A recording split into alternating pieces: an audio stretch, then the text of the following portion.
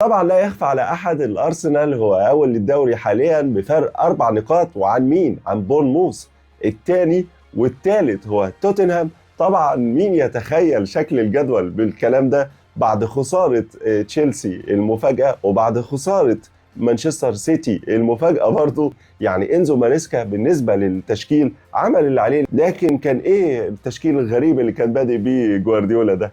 ايه اللي كان بيعمله جوارديولا ده؟ عامة الشكل اللي حصل ده والنتائج دي فادت ارسنال وارتيتا بشكل كبير جدا. والمباراه اللي عنده مع براجا، سلافيا براجا في الشامبيونز ليج، هتديله فرصه انه يدور لعيبته. بيرلي طبعا لا يخفى على احد في ديل الدوري، وطبعا يعني بيتلقى هزايم كتيره. صحيح فاز المباراه الاخيره في مفاجاه كبيره 3-2، ومباراه كانت مثيره جدا.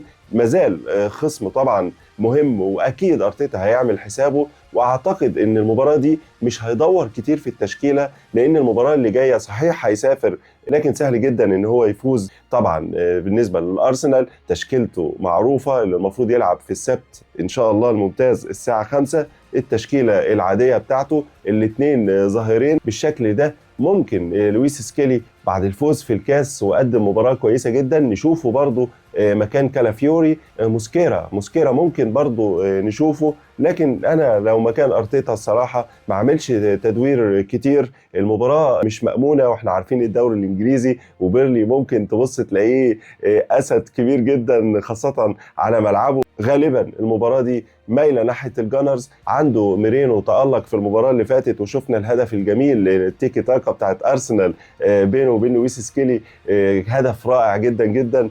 انا اعتقد ان المباراه تعتبر الى حد ما بين قوسين الى حد ما سهله للجانرز. ونشوف الماتش اللي بعده علشان ما نطولش.